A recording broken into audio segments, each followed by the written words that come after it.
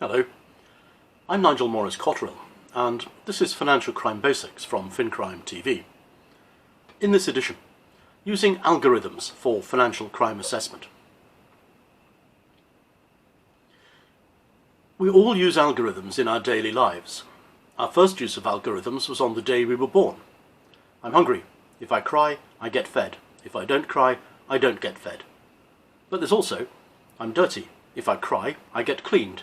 If I don't cry, I lie in my own... you get the picture. Your parents used an algorithm too.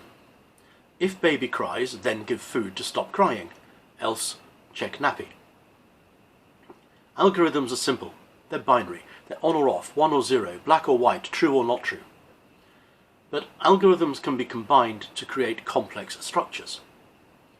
They can be combined so that each algorithm has one or more sub-algorithms nested within them like Russian dolls. This is a series of sequences and subsequences. In management terms, this is a routine. Imagine a set of 10 Russian dolls lined up on a table. This would be our master algorithm. Each doll is a subset. You have to unpack one doll before you can move on to the next.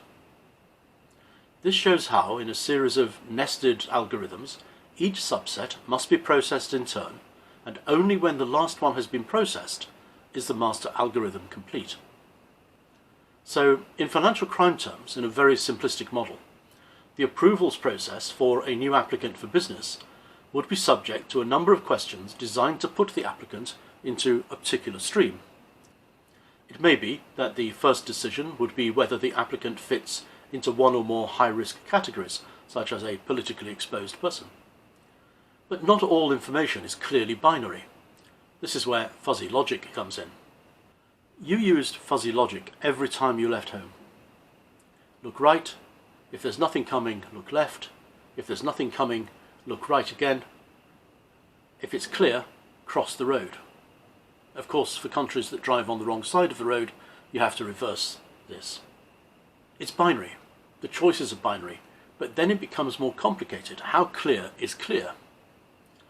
To assess that, you have to determine the speed of any approaching vehicle and how far away it is. This is the fuzzy logic thing. The question is not, is it clear, but is it clear enough for me to cross safely? The USA's Financial Intelligence Unit, FinCEN, has recently discovered fuzzy logic and says that it intends to use it in future developments. But you've had fuzzy logic in your kitchen appliances, such as washing machines and toasters, since the 1980s. Algorithms and fuzzy logic can best be described as yes, no, maybe. A condition may be true, it may be false, or it may be a bit of both. In financial crime terms, this is what we do to complete a risk assessment. At its simplest, financial crime risk is assessed in a table. In fact, some people use spreadsheets. A template is filled with questions, and some are answered yes, some are answered no, and some are answered with what computer and data people call free-form data or unstructured data. It's here that we get the maybes. Maybe this is okay, or maybe this is dodgy. So, algorithms can act on the binary data, but when it comes to unstructured data, outside assistance is required. This can perhaps be to look up data for insurance purposes. Is a car parked on a street overnight more at risk in postcode A than it is in postcode B? If so, grade the risk and charge a premium accordingly. In fact, a car insurance quotation system is a superb example of how data is collected in a structure that feeds the algorithm in the order that it needs it to reach a conclusion. Try it for yourself on any car insurance quotation website.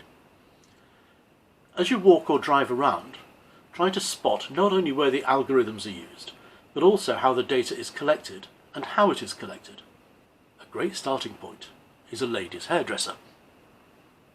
Ask if you can sit and watch and take notes on what you see, and later ask the hairdresser to go through her data collection and analysis process and compare that to your notes. See how close you were. It's almost certain you missed some extremely important points. The lesson here is that computers are stupid, and if you don't tell them what to look for, when to look for it, and what to do when it's found it, you will always get poor results. Thank you for watching. Don't forget to follow, share and like, but most of all, watch FinCrime TV.